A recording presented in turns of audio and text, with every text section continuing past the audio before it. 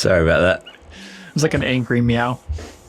Meow, meow, meow. Come on, technology. So that sort of meow.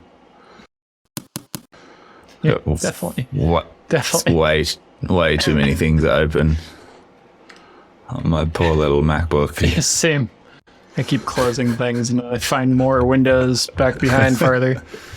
More desktops. Desktops on desktops. My screen's just started dying, I think. Just in the On your last MacBook? 24 hours, yeah. Oh, It's showing signs of imminent death. is it still under warranty? It's pretty close, huh? Don't know. I've had it for about 18 months. So probably not. Ooh, no. Man, it's already been 18 months. I remember when you got that. How is that possible? I don't know how that's possible. Weird. I just, Burnt myself on the heater. The heater up on my inner thighs. Ah! you've got a heater on and we just turned our air conditioner off. Yeah. Good morning. Morning. How you doing? Morning. Pretty good. You? Yeah, good. Running Good. all over the place. Just trying to make my head smaller. There we go. Justin's head is bigger now. That's what I like to see too. I have to look at myself so much. Oh, there we go. Put me on the side. Yeah, running. Just kind of overcommitted at work on a Saturday. Trying to get through stuff, you know. How are you going? Good. My voice is actually kind of shot from talking so much the last 3 days. I'm not used to talking that much. I was at the Fusion Summit in San Luis. I can never say it. San Luis Obispo. Slow. It was good. There's good presentations. Every time I sit in those rooms, I'm just like, oh, everybody here basically knows way more about this industry, these machines, this software than I do. But you can also have these discussions that are great about like pretty high level thinking and planning. Like heard a different version of Rob Lockwood's, like how they're kind of moving forward with the container method to try to use the new type of some of the new features that are coming, as well as linking in different vices without breaking things, which was really cool. There's talk about automation, and a big portion of it was about API being enabled for manufacturing now. I think that came out last month, if I remember right. And the design workspace had already almost 2 years, I think, or something like that, of public access. And so I did do one little discussion on the last day, which is kind of like giving examples of how you could use the API. And I think the holdup for most of us in the room was nobody really knows how to code anything. We're all machinists that like use the software. We're like, this is going to be so great. We're going to figure out all these new things. And then as like the person showing it was like, well, it's kind of hard to show live. So, here's something that I've done. And it'd be like a cool, like almost like automated tool pathing by colors, which is really cool. So you could label a face with a color you wanted and then have a scripted Python solution that looks for those colors and applies this type of tool path. And it would also like look at your tools that we're capable of using and choosing the tool based on the internal radii. Cool. Really awesome. And we're like, oh, cool. Teach us how to do that. And then you start looking at the code and you're like, oh, wait, it's really complicated. And that's why there's engineers for this. So it's good, but still daunting. Based on that experience, do you think we're close to automated toolpathing? So that's an interesting question. Or at least kind of like auto-generated and then human-verified toolpathing? Yeah. So another example there was two or three versions of this kind of idea.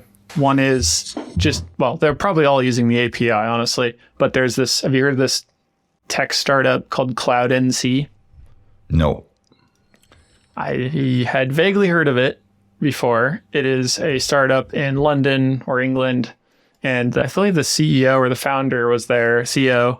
And he gave a presentation on how it works. And it's an add-in currently for Fusion, where it uses some machine learning, some of their own experience in looking at feed rates and such. And so you basically go to the manufacturing space, click the add in, and then it analyzes the parts and your tools that you have available and fires up into the cloud to its algorithms and comes back down within a couple minutes with, I think his take was something like an 80% solution.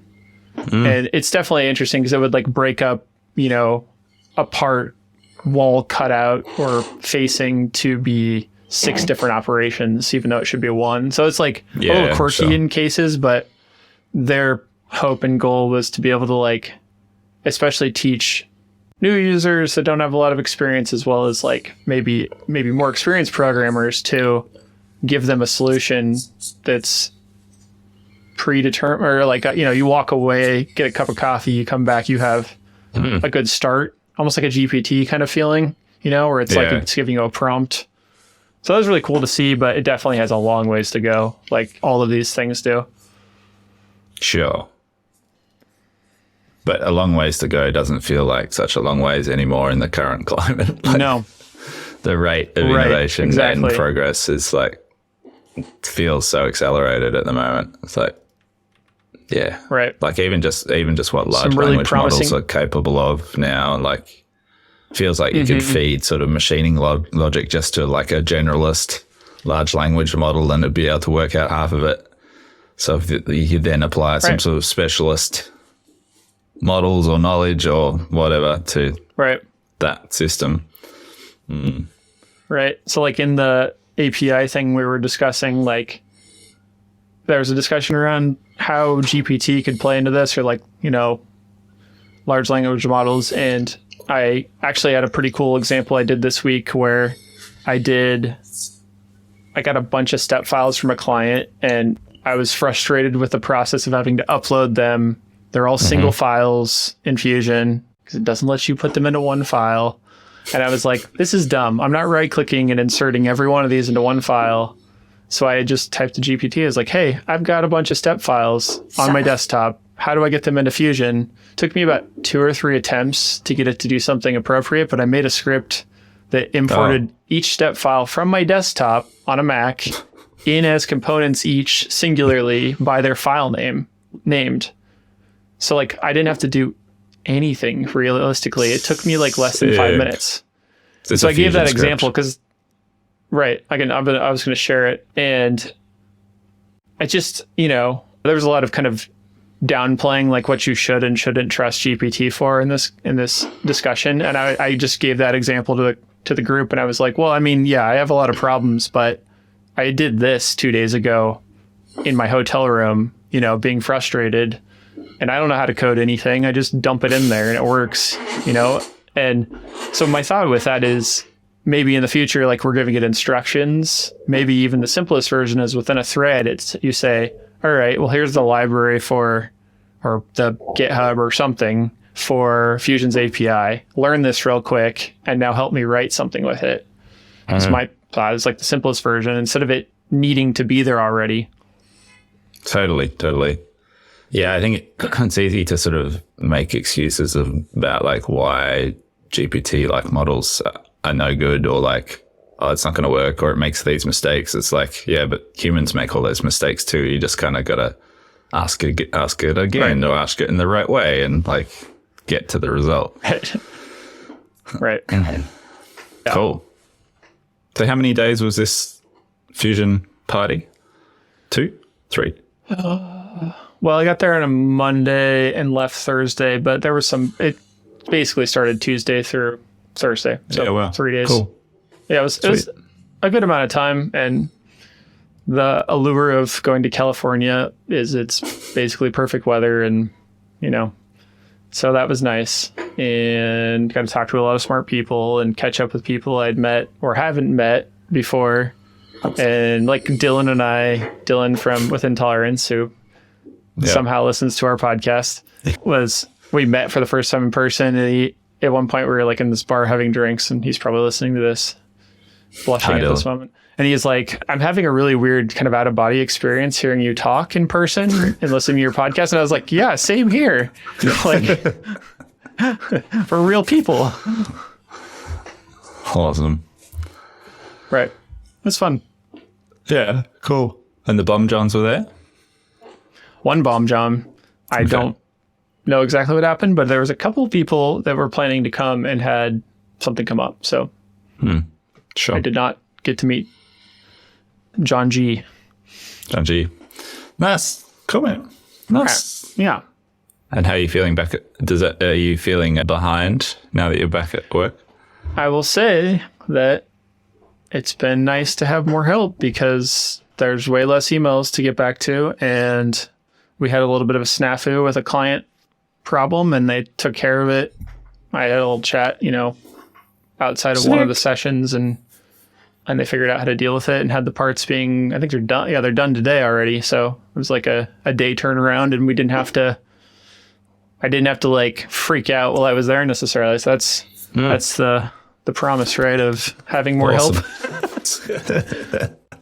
Fantastic. That's great. Right. Yeah. Right. How have things been going for you? You're overcommitted, you said, but does that mean good things for revenue and outlook? Yeah. Look, I don't know that I can publicly talk about what I'm doing today, but basically I committed to being on an assessment panel some months ago. Right. And the timeline has caught up with me. And so I've got a lot of reading and other assessments to do today, which is fine. It'll be interesting. And I'm still glad I said yes, but I'm just, feeling the time pinch right now. But more generally in work world, things are going pretty well. There's plenty of leads, plenty of work coming in. I'm struggling to sort of quote fast enough. Like I had a full quoting book this week in terms of I should have been able to hit target, but I just didn't get through it all. And there were some complications there. I had a sick kid yesterday and left work early to take her to the doctor and blah, blah, blah. Normal life stuff. But generally speaking, I just can't get through these quotes fast enough. And it's led me back around to like, right, I really need to get this Kitaparts configurator happening and online because I'm spending quite a lot of time drawing custom Kitaparts, which is awesome. It's fantastic that people are requesting custom Kitaparts, but I'm just aware that because I track all my time invested in every quote and what sort of quote it was, and then I see my quoting value per hour in my week's activities and add the average of that, and then depending on what sort of quotes I'm working on, I can be like, oh, yeah, these so-called ideal custom Kitaparts jobs are actually kind of slow to quote. So I had another meeting with VividWorks, the Finland mob, a couple of days ago, and I was just like, cool, I'm really time poor right now. What would it take for you guys to just get this online for us? Because initially they gave us a quote for them to build it. And I was like, well, I can't invest that right now. Can you just give us kind of the bare minimum information so that we can jump in the back end and try and build it ourselves? And I made some progress there, but that kind of stalled when everything got busy. Anyway, so this week I just said to them, can you please, now that you know a bit more about what we're trying to achieve, can you re-quote it on you guys just building it for us? So that price came in the other day. And I haven't discussed it with the team yet, but I'll be definitely pushing to kick that along. Right. And try and get something moving. I was just connecting those thoughts as you were talking that I got to meet the legend Scott Moyes who was there, who had a talk, and he did a 20 tips or I forget how many, but it was nice to get to chat to him. I messaged with him quite a bit, and he actually has a decent amount of API scripting experience or script making experience for Fusion. And he kind of started talking in that API group too and showed some examples of stuff he had done. And I was just thinking that there could be a scenario maybe as an interim, and I don't know, you'd have to compare costs potentially for potentially getting him to help you out with it, but to potentially make a script that's all right, I've got all these SKUs and there was all these examples of you could send a CSV file to the like through some script. So you could say update how many of each piece you want, and then have it send and do some type of like, I don't know what your exact calculation you're looking at, but that's probably not the actual, like, I don't know what your biggest holdup with it is. It's probably more laying it out and making it look good than it is basically numbers. Yeah. So it is really, it's that. Yeah, it's multiple factors, but like ultimately it comes down to talking to the client and understanding kind of what they want, and then doing a layout of components, creating a set, which is actually, that bit of it's quite quick. Mm-hmm. And then it's, creating a drawing and a screen capture video and formatting the quote. And like, there's lots of little steps that I can definitely get more efficient at. But a whole bunch of those could just be completely removed if people could just log on and build their own. And even if there was an option there of like, you could almost have like a sort of checkbox of like, I want to pay for a review process, or like I want to like but a designer to jump in and help me with this. I've started and I kind of know what I want, but can you guys look at this, or whether that's included or an optional cost, I'm not sure. But if people can start, because people are going to so much trouble to like make these kooky Excel spreadsheets and diagrams that kind of to scale, and like, there's a whole bunch of people who are like trying overly hard to try and make their own Kitapart sets. So it's like, feels like a no-brainer at this stage. Yeah, it feels so. I mean, you think about it way more, but I've definitely thought about your problem of they're complicated parts yet not complicated once you actually assemble it, right? And it seems incredibly simple challenge-wise for somebody with the right skill set to go, just lock these guys together and scale here and scale there. And so I don't know what that combination of things is, but that's really interesting. A lot of the other discussion, not to talk about the summit forever, but was about automation of all types, right? From 5-axis to robots to in your shop, what's automation? And one of those examples that was really good from, I think his name was Brian, he brought up his favorite automation tool in his shop is a 40-year-old metal cutoff machine, like a cutoff saw. And it just has like analog tooling, right? But he can load in or analog like switches and such that he can set how long he wants parts, throw a bar in it, and when he comes back, it's all on the floor ready, you know? And I had that was like one of the first discussions, and I just had this like, the rest of the time I was just constantly thinking about all the waste, the junk that we deal with, whether it be our mill that has 512 internal memory and no networking set up currently to like, I do too much of the cam setup, and if I'm not there, then nothing happens. It's just all these little things that it almost like made me feel worse, to talk about it. Even though it was nice to be aware of it again, it's like I knew these things, and it was like, God, there's so many. I think everybody has those, but it's just the slap in the face of like, oh yeah, we could improve a lot of these things. Yeah, so much room for improvement.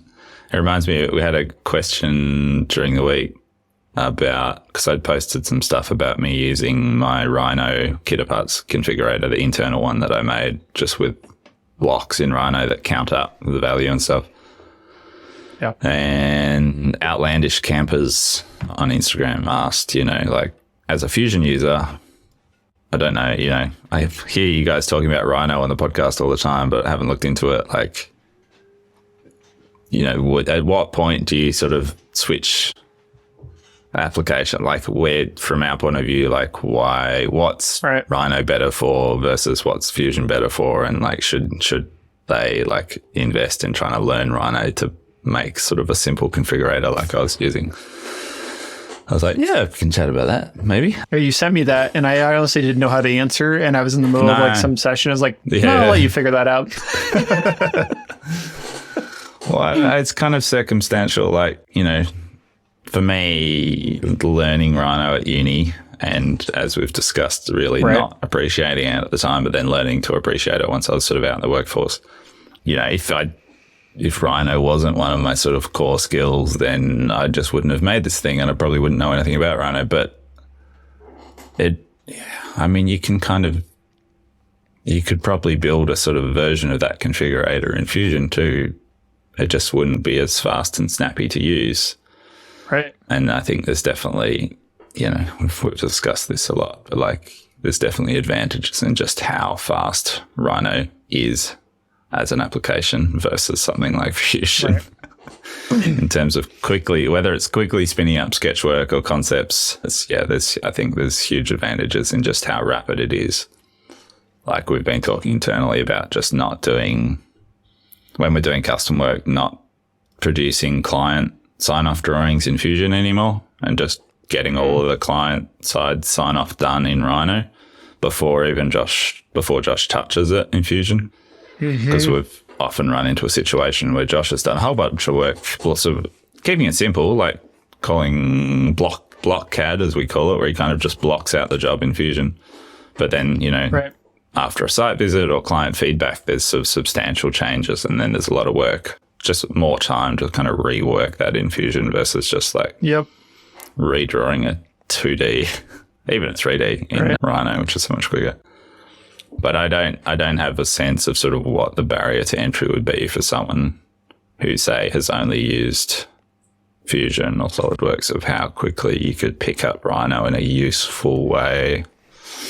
I don't know. So interesting. Like, I'm sure you're the same. I've trained, a half dozen people personally on how to use Fusion, but I've never trained anybody on Rhino. It always comes up, like even, you know, our newest hire, right? Like we were talking about today, and they're pretty good at picking up software like that. And I was just like, I don't know where to tell you to start. Like, you know, with Fusion, we're looking at Fusion, and I was like, well, actually, I've made videos on that. So you don't have to watch these, but here's my intro to Fusion video. And it's funny because like you were one of the only people I know that we have very similar experience, and yet I don't know how to elicit the value of Rhino the same way. It's always speed for me, but we have such an experience with it that it's like, is it speed? If you have equal, you know, maybe a native Fusion user is way faster than us, and we just are slow. I don't know. Yeah, that's possible. Yeah. Hard to say. So yeah. Yeah. Quoting is one thing too that, as you're talking about, in terms of sluggishness, and well, something that I do that almost nobody else in the shop does, and it being overly subjective sometimes because of the variation in what we do is all over the place, and it's not like a one way to calculate estimation of a cam thing. You know, there's no algorithm currently that I can use, like paperless parts or something. So that's a big one. And I wrote, flying back, I was trying to think of like, what are these big hurdles and how can we, you know, skip through them, and how can this be less emotional and less all the things, right, that just make it more of a simpler task. And I guess if it was easy, there'd be more software to do it that made it easy, I guess, maybe. I don't know. Maybe, yeah. Yeah, something that I've been thinking about during the week is just, how to make my quoting process more efficient. Because I remembered the other day that we used to quote without ever doing drawings for custom work. Like, I was always really resistant to doing drawings at the quoting stage because I was like, well, we don't know if the customer's going to go ahead, so why would I waste time designing it for them now? And honestly, I was doing a quote yesterday and I was like, I can't remember how I possibly did this without doing a drawing. Like, I must have just been pulling numbers out of my proverbial. Like, I don't know how I did it because I'm so like reliant. Like, I sketch quickly and loosely, and I feel like I've got a decent sense of like which details I can just ignore for now and we'll pick up later. Right. But in terms of like conversion, I feel like a big part of why our conversion rate's like double what it used to be is because we're putting way more effort into the quoting, you know, doing a concept with every custom quote basically. Which, yeah, I don't know. It's really hard to find that balance. But it did remind me of how, like, we never quoted like this, but we used to, like, cross-check our quoting with just a rule of thirds thing of, like, what's the value of the material in the job, times it by 3. Is that close to, like, the value of the quote? And then over the years, so this was like 10 plus years ago, where there was like a little rule of thirds shit test of like, is your quote any good? Thing. And then over the years, we've kind of developed a bit more sort of intelligence around that of like, cool, okay, not every sort of job is the same factor. And you can potentially get smart on, cool, what sort of work is in it? What sort of work is it? All right, it should be a factor of 6. Or if it's really like complex, detailed work with relatively low material value, it's like, cool, it might even be a factor of 10, 15, 20. Like, you can, I was thinking I can probably go back through Airtable because I've got a factor field in Airtable in my quoting register. I could probably go back and like reverse engineer previous jobs and go, cool, this was a factor 6 job, this was a factor 3 job, and then create a matrix to sort of potentially build up a quoting or at least an estimating system that's just entirely, cool, what's the material cost? Apply this factor for this kind of job. Cool, here's your quote. Right. It's like the promise of what Microsoft's been talking about with their like little new Clippy thing. I forget what it's called. What? Copilot or something. Oh, Copilot. You heard about this? Yeah. Like Tell me more. Copilot, new Clippy. When it was demoed, I don't know if it's actually in use. I use almost no Microsoft products like this, so I don't know how to even try it. But when it was demoed, supposedly you could say open an Excel workbook that had, say, your company's like profit and loss statement or all the transactions in it, and say, basically, go for it, digest this information, click a button, and then ask it questions afterwards. And it's supposed to like help you. You could say like, what was our most profitable quarter and why did it change from previous quarters? And it would give you an answer, what it thought that was.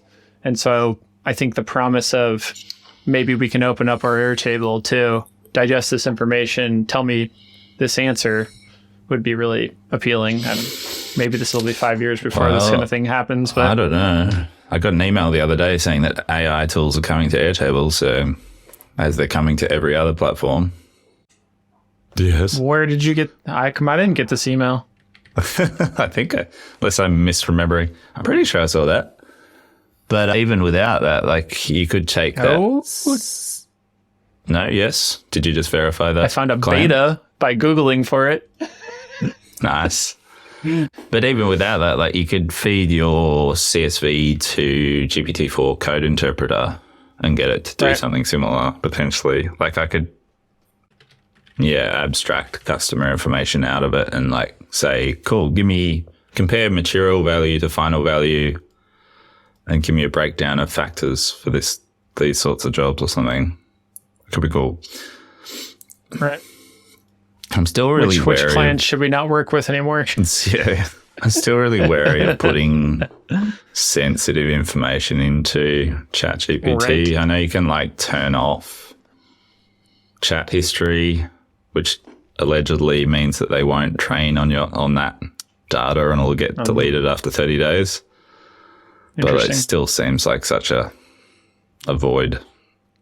Right. I believe once it's in a computer somewhere, it's never going away again. Yeah. That's like once you've entered data, it's never disappearing, no matter what they say. Yeah. Yeah. Good theory. Yeah. That's why I stopped sending those weird photos. Jokes. You're supposed to laugh. Yes. What else is happening? Kind of trying to think about like, I think you should always be doing this probably, but I go in spurts of like thinking about the present often and trying to keep up with it, and now trying to like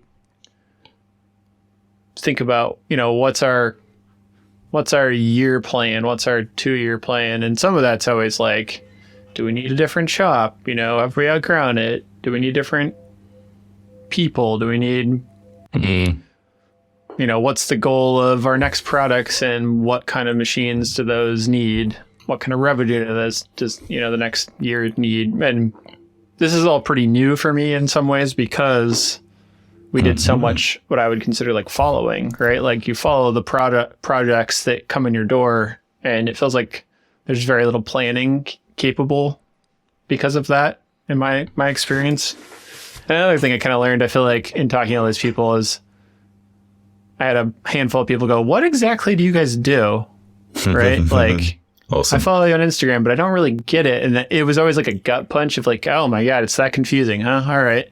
Maybe I don't know. Maybe, and we've been in a transition for quite a while that I feel like it's becoming more clear, and things like thinking out a year in advance of like, all right, well, if we're going to buy some new machine and it needs a different shop, we got to start thinking about that. And so a lot of those thoughts are still pretty fresh, but I feel like I get this like lofty thinking through these meetings with all these smart people and then flying home and going, ooh, let's think for 2 hours, like lofty plane flights. So I don't know, not really much to say, I suppose, other than it's just dreaming, like everybody talking about 5-axis and all the automation you can have through that, and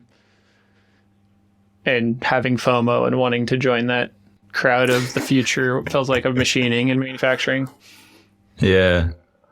Get some cobots. Right? Yeah. I feel like you could probably use a cobot.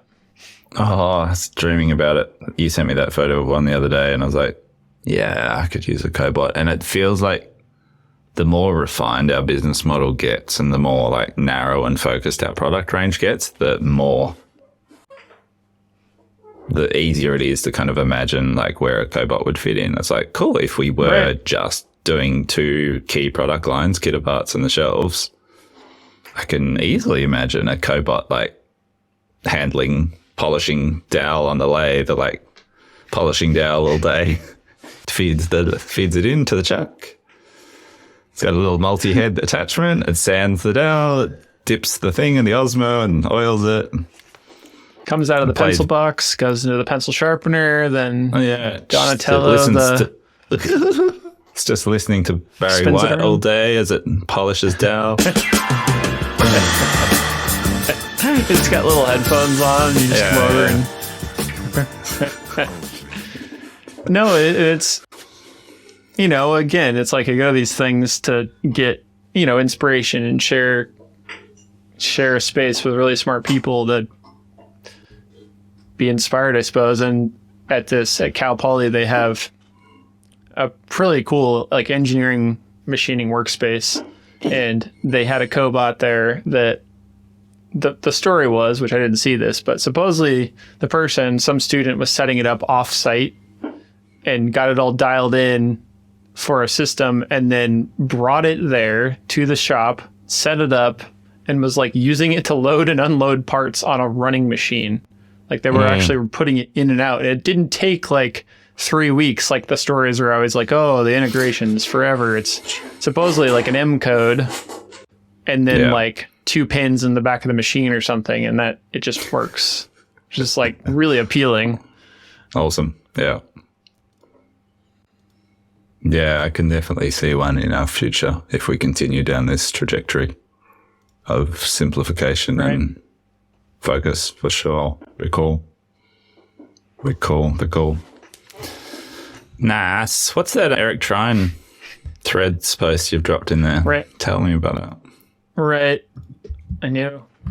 I think I'd looked at our show notes or notes ahead of time, and you were talking about quoting, so he had Eric Trine had a Threads thing about quoting, and like, I guess I kind of have to read it for it to make any sense. He said, I found that commercial furniture has a similar conversion rate sales-wise. Most of my time is spent quoting orders, knowing that 10% or less will turn into purchases. In e-commerce, it would be like uploading everyone's cart, holding onto that hope, and all these orders are going to come through.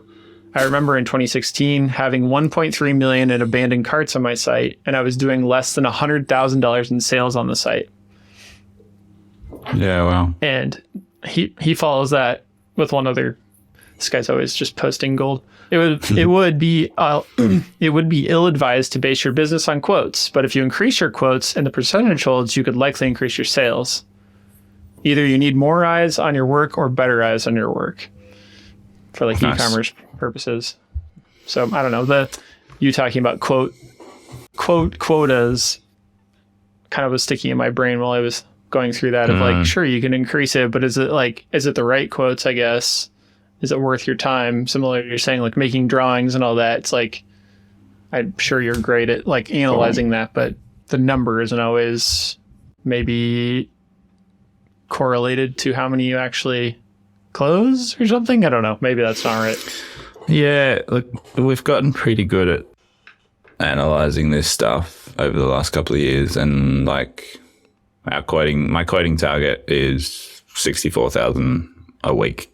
And we know that our conversion rate, like 5 years ago, our conversion rate was only about 33%. Our conversion rate now is around 50%. And as we dial in our sort of ideal job and like getting better and better at qualification of going, cool, that's a good job. We can quote that effectively. That's not a good job. We'll decline that. We won't even quote it.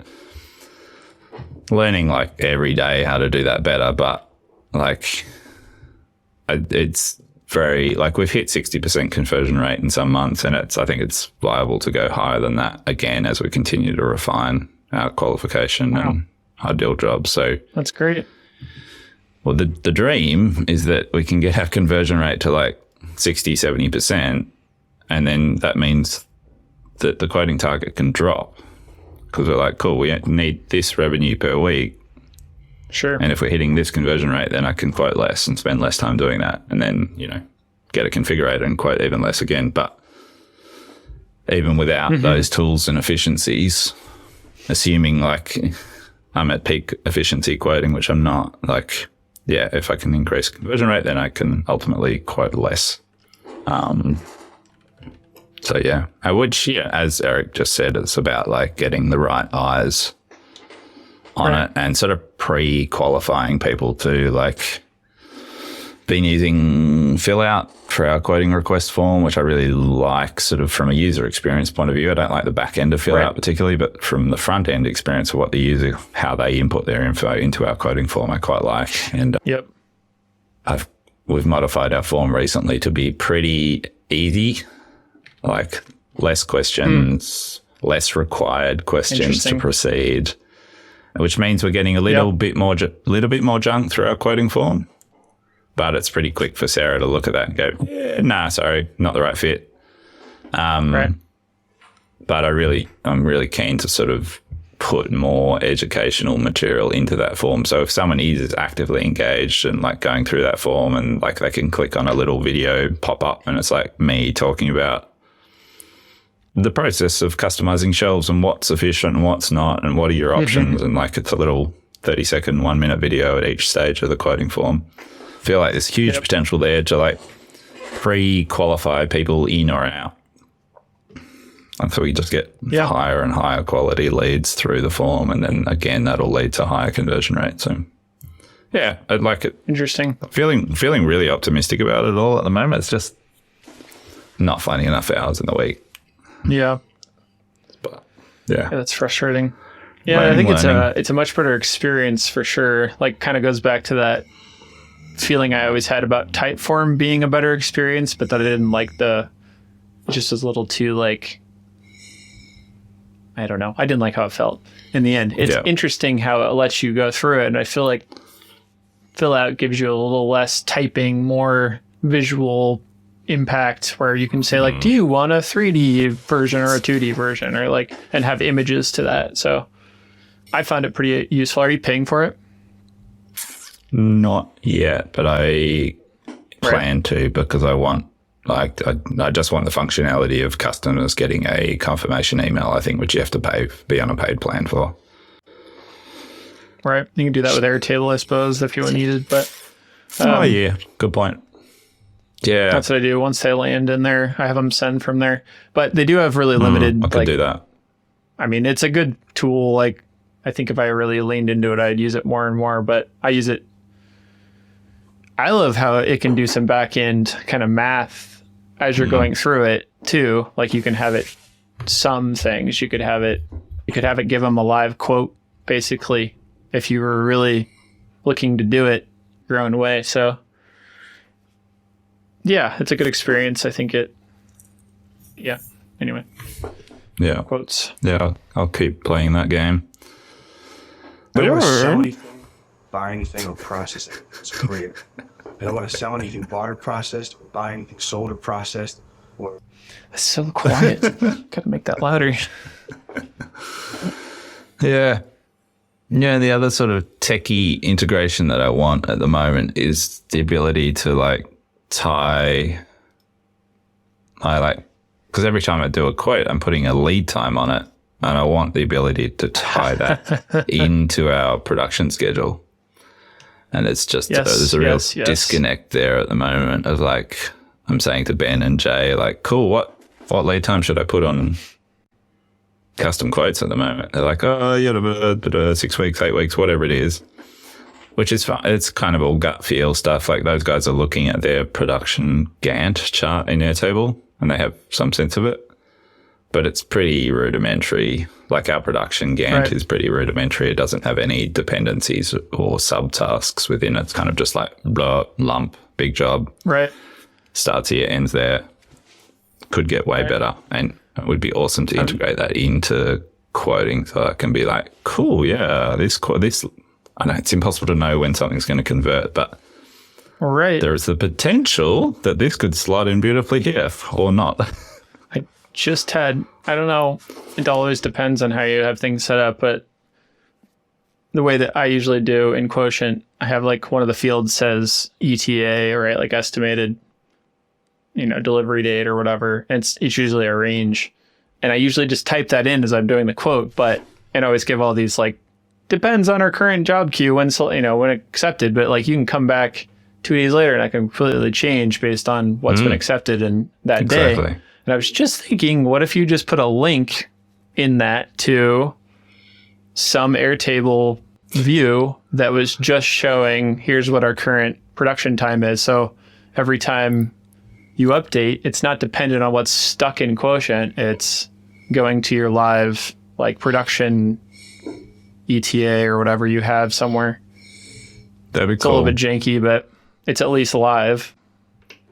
I wonder if you could abstract that data into like just sort of a blocky Gantt chart. So like all the red things are approved jobs in the system now with start and end dates. And all the green blobs are like quote, like leads. And they for your internal use or external? No, external. Huh. And they'd sort of just plop into the Gantt at the, the next available space. So that, I don't know what that would achieve. We don't even have a Gantt chart. I guess that would be in projects. We had like a couple more projects than normal, custom job kind of things. And I actually had to use the Gantt chart recently. I was like, where's it at? How do I find it? Where did it go? There's nothing in it currently, which is great. Great. No dates put in. Yeah, we've got a couple of tools. Like we have a Gantt for production, so we can just see things overlapping. We also have like a jobs by like our work in progress view, which is all the jobs that are currently in the system. And they'll all have end dates on them. So we can go to like a weekly view and can see like, cool, there's this much value of job ending on this week. And so it's kind of highlights issues. It's like, cool, we've got $100,000 worth of work ending all in 1 week. And then the next week there's only 10,000. It's like, cool, can we shuffle some of those dates around? Right. And that's kind of, right. That's nice. And this is the thing that's frustrating about that is we haven't built it in such a way that it knows how much of that work is complete or not, or like what's even required to complete that work. It's just kind of a monetary value of like, that's big, that's small. Maybe we should look at that, which is useful, but again, could be smarter. But yeah.